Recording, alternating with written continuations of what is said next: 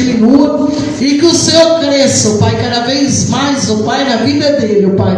Em nome de Jesus, Pai, que nós te pedimos nesta hora e já te agradecemos em nome do Pai, em nome do Filho, em nome do Espírito Santo de Deus. Amém. Palmas ao Senhor. Glória a Deus, Jesus. Aleluia.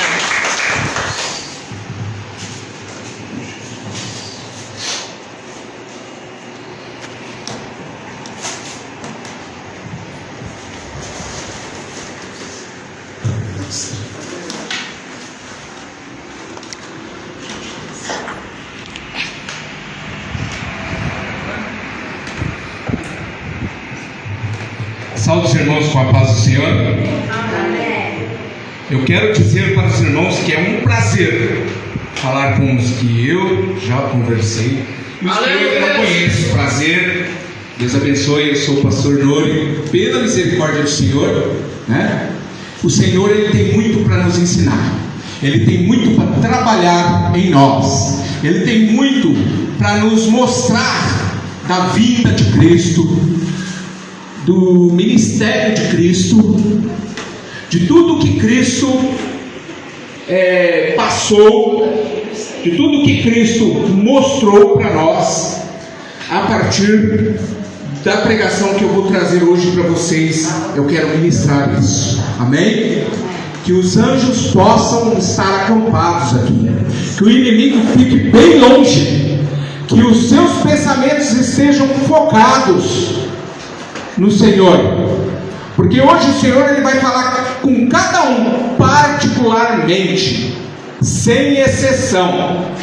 Quando você estiver ouvindo essa palavra, diga assim: é para mim. Não pegue uma pá e não jogue para o seu irmão da esquerda, nem para o seu irmão da direita. Fala assim: é para mim. É para mim. Oh, glória. Repita comigo: é para mim. É para mim. É para mim também. Glória a Deus. Então abram as suas Bíblias em Mateus capítulo 1. Hoje eu vou dar uma passada na Bíblia inteira, mas rápido. Prometo que eu vou ser rápido, até meia-noite, né, pastor? Eita Deus. Mas não? Aí amanhã nós estamos abençoados. Meu Deus do céu, glória a Deus, aleluia. Se perder a hora, vai ser expulso dos sermões. Amém, glória a Deus. Então vamos ler no capítulo 1 de Mateus. Eu vou iniciar uma genealogia. O que é genealogia?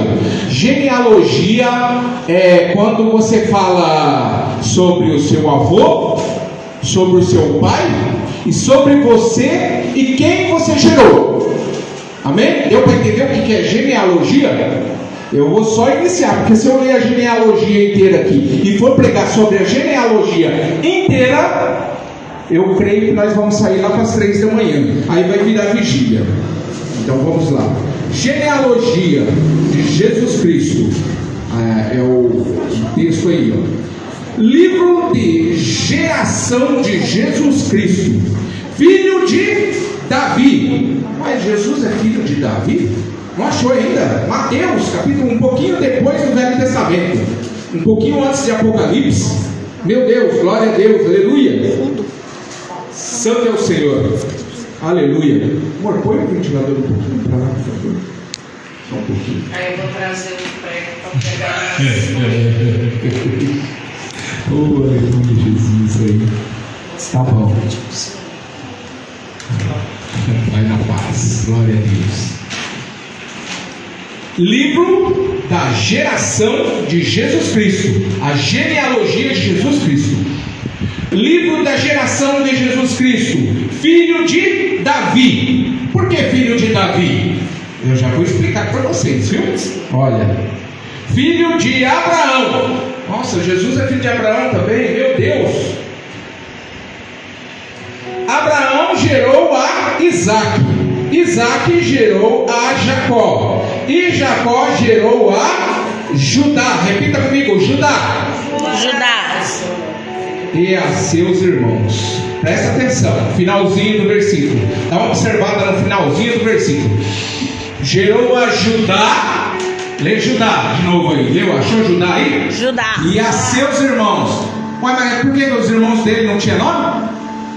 Segundo a genealogia de Jacó, podem se sentar, meus irmãos. Amém.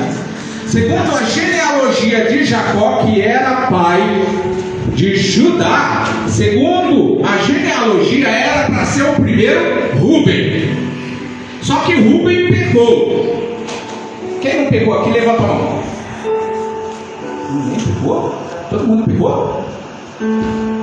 Rúben pecou, mas ele pecou contra o pai dele. Ele se deitou com uma das mulheres do pai dele.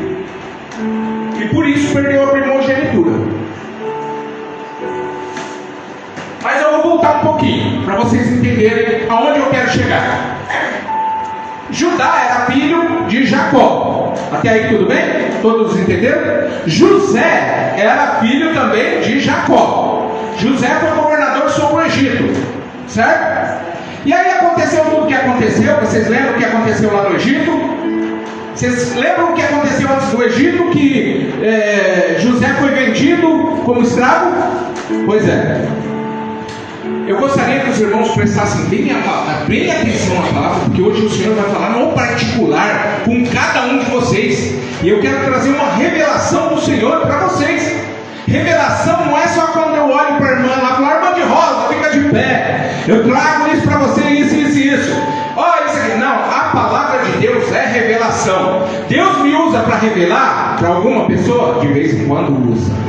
Deus me usa com cura? De vez em quando usa. Deus me usa em vários outros aspectos, usa. Mas Ele me usa principalmente na Bíblia. Amém? Amém. Bom, vamos lá. Quando todos erraram, cada um errou de um jeito ali. Jacó, ele teve uma grande família e cada filho dele errou de um jeito. Só não José, mas já era governador do Egito.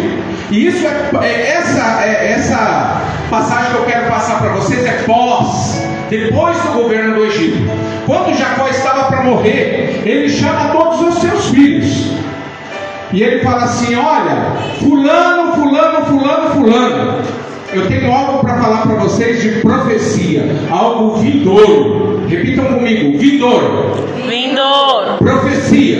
Profecia. Profecia é algo que vai acontecer ainda e está sendo revelado.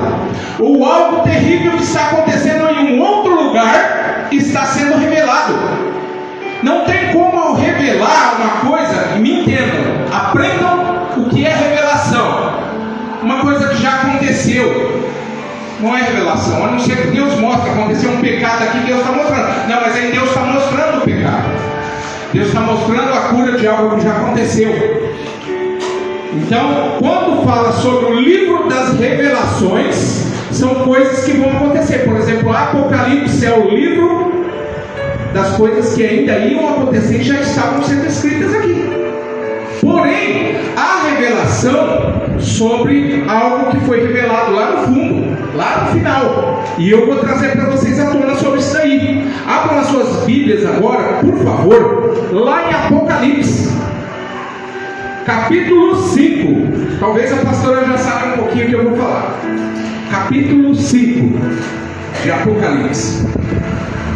O que eu quero trazer para vocês é o seguinte: Eva, quando ela pecou e ela errou e levou o seu marido a pecar, quem sabe aqui que Eva levou o marido a pecar? Diga amém.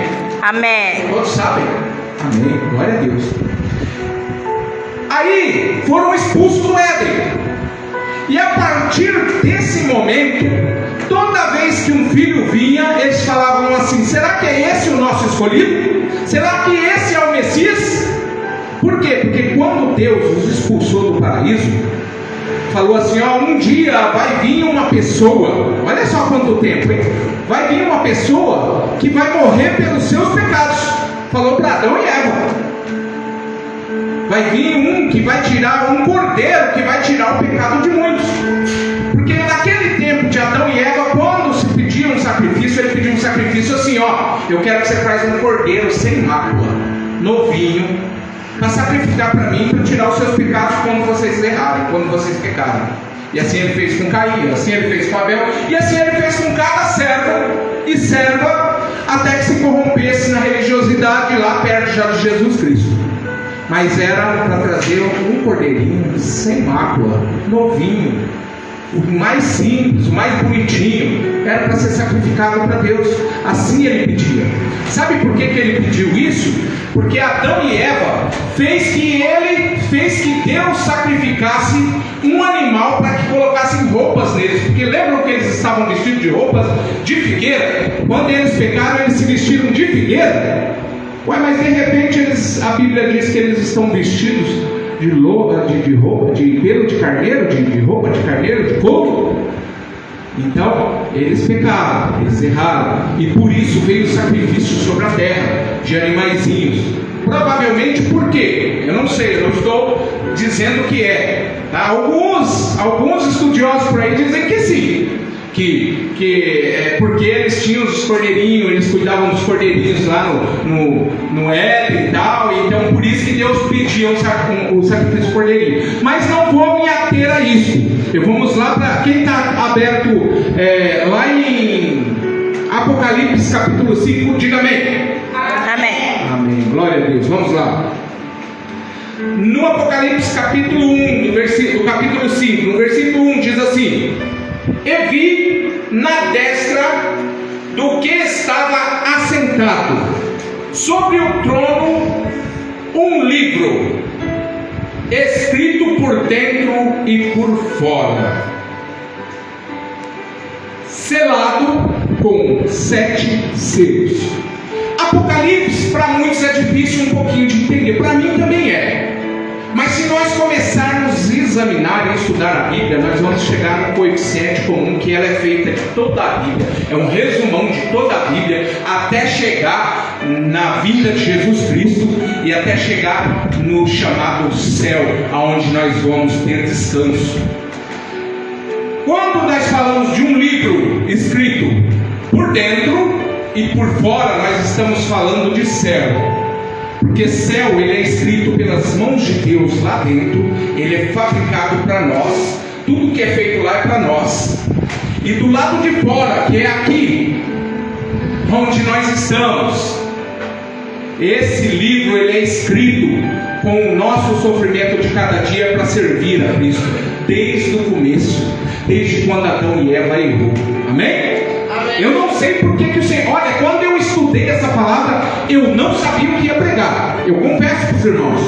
Eu falei assim, deixa o Espírito Santo trabalhar na minha vida. Porque, às vezes, nós vemos em alguns lugares por aí, fala assim, deixa Deus te usar. A pergunta que cabe a nós é, que Deus vai nos usar? Que Deus nós vamos deixar usar a gente? Vai depender de como nós estamos usando a Bíblia. Se é para arrancar dinheiro, ou se é para enganar as pessoas, ou se é para ensinar as pessoas no caminho. Deus. Aí Deus vai nos usar quando nós conhecemos as Escrituras. Quando nós examinamos as Escrituras, Deus nos usa. Agora, se a gente pega um versículo isolado, sem jejum, sem oração, sem vida no altar, e vem aqui e fala qualquer coisa, Deus não está nos usando. Talvez seja o Deus desse século que está nos usando. Porque Deus ele precisa saber que nós estamos estudando. A palavra fala assim: erreis por não conhecer as Escrituras. Está escrito. Então nós precisamos de estudar, cada um de nós. Vamos lá. E vi um anjo forte. Repita comigo, anjo forte. Anjo forte. Anjo forte quer dizer que não é um anjo caído, tá? E vi um anjo forte, bradando com grande voz: quem é digno de abrir o livro e desatar os seus selos? Ou os seus 7 selos, em algumas outras traduções? Ele pergunta: quem é digno? Isso é João estando ali. Essa visão foi dada para João. João estava lá. Ele até hoje ele não sabe bem se ele esteve lá realmente ou se ele teve uma visão. Muitas vezes ele fala assim, dá-se a entender que ele falou que foi arrebatado para lá. E aí, o que acontece aqui? Há um anjo clamando: em alta voz. Quando esse anjo clama? Quando as coisas já estão difíceis, quando já está próximo a vinda de Cristo, e ele clama para alguém abrir o livro. Que livro é esse? Abrir as portas do céu para que se una a palavra de fora com a palavra de dentro. O povo que se chama a eclésia, o povo que se chama casa de Judá, o povo que vai adentrar a terra prometida. Ele clama por essas pessoas. Quem pode trazer à tona? Quem pode trazer essas pessoas para cá? Quem pode desatar esses 7 selos? E ninguém no céu, ó, presta atenção, hein? E ninguém no céu, nem na terra, muito menos, né, isso, ó, nem debaixo da terra,